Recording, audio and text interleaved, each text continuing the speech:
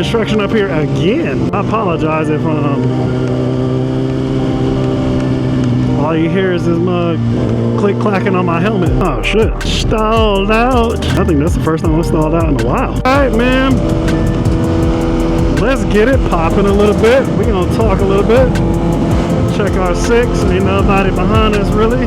As we get these these tires warmed up.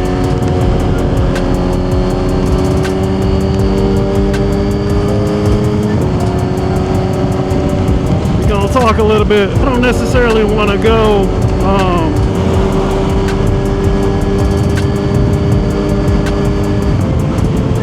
too fast because I want to be able to talk, but man, like the riding scene is just, it's evolving a lot, right? And dang, man, it's a shame though, you know, it's a real shame. And I've talked about this before, about the toxicity of community, man. And every community is going to have its toxic nature, but I'm just honestly really surprised that in the motorcycle community, man, a community I've been a part of since 2004. 2004, I want you to let that sink in for a second. 2004. You know, a community I've been a part of since 2004.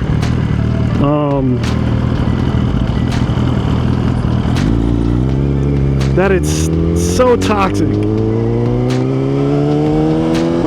Still toxic. What do I mean by that? I am really, really surprised that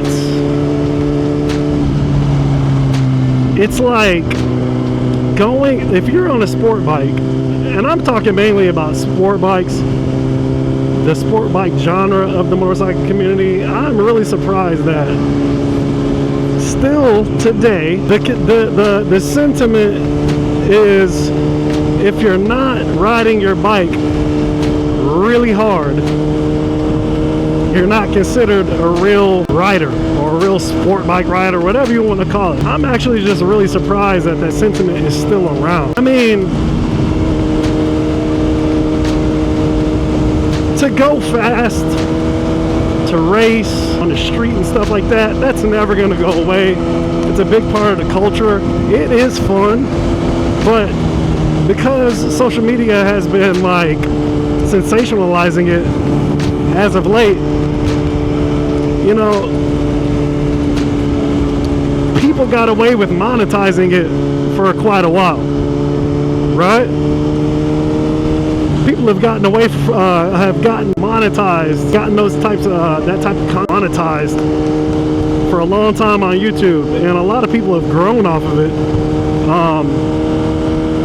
But now we're seeing that the monetization for reckless content is going away, right? It's going away. YouTube is putting a halt to it because investors don't want to run ads. They don't want to seem like they're supporting a lifestyle which is going to ultimately get people hurt, right? Now there are companies out there, namely, I will say, like, there are companies out there, the major company out there that provides, you know, motovlog footage for everybody almost is, oh shit, I don't know why I thought a camera flew off for a second, but Insta360 is probably the biggest company right now that still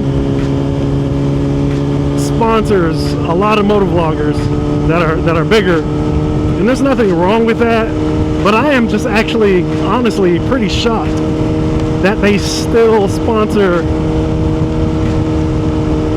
you just because you're big, even though the type of content you create is allegedly, you know, reckless.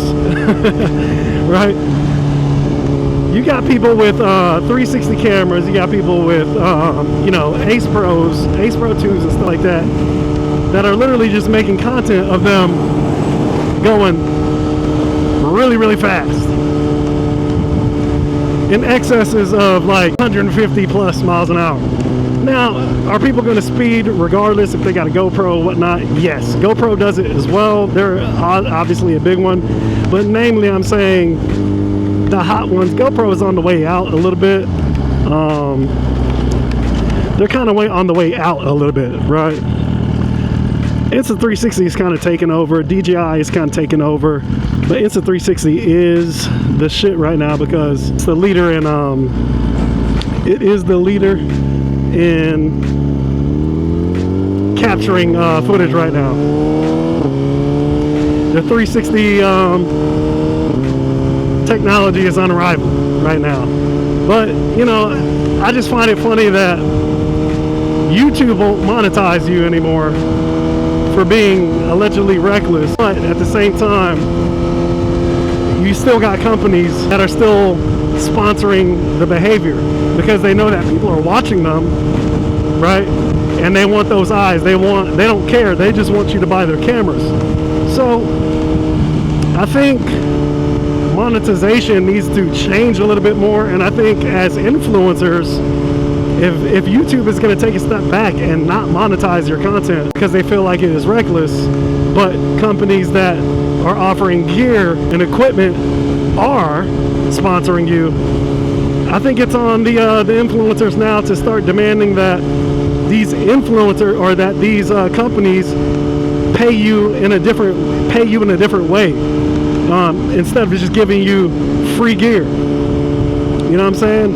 And this is something that most people in the tech side of YouTube, this is what they kind of do, how they're able to kind of make more money off these companies. And I feel like with motovlogging, it should open up a whole new pay scale for influencers, right? If you're paying me, or you're not even really paying, if you're giving me free gear and I'm earning commissions, that's great. That should just be one slice of the pie. But if I'm making video after video after video, for example, if you're IMK or Fastlane D, S1K Rafa, if you're dropping video after video and it's getting 70, 80 plus thousand views, 30 plus thousand views within a couple days and stuff like that, what I don't understand is that every video that you make is bringing more awareness because everybody wants to know, what are you using to record? They should be paying you for every single video that you decide to use their camera on. And you know, that's something that we need to change as influencers, instead of just being happy and grateful that they want us to use their stuff and they're gonna give it to us for free, and if people buy, we make commissions. Nah, man, we need to change that. You know what I'm saying? We need to change that for real, because again, YouTube ain't gonna be paying you, right? So I just thought I would put that out there. I know a lot of people don't think about stuff like that. A lot of people don't necessarily realize how much influence they actually have. And once one person starts to do it, more people will start to do it. They were doing that shit in the tech community a lot, and I hated it because, make sure they don't hit me. I hated it because a lot of those companies would send you demo units, and a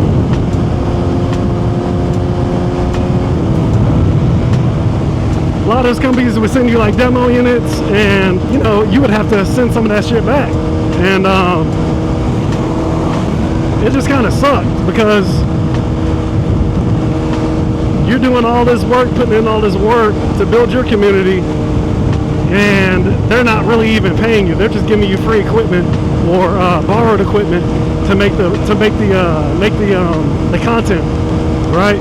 They may pay you like a small deposit or something like that. It's ridiculous, you know what I mean? So I just think that motovloggers also need to evolve the way that we influence our own communities, and make these companies pay you, right? Make them pay you. A lot of people are probably going to disagree with it. Hey, I don't care.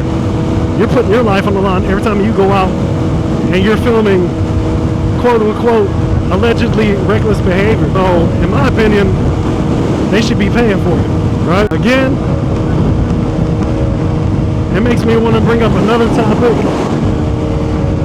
I'm trying to watch my speed on this road a little bit because this is a nice road. I haven't been over here in a while, and I've never been over here on the bike, but it's a really nice road. But the troopers do be out, so I'm trying to watch my speed. It brings me to talk about another subject that I have been approached about. I just saw my boy Cutlow 6 drop a video talking about track riding.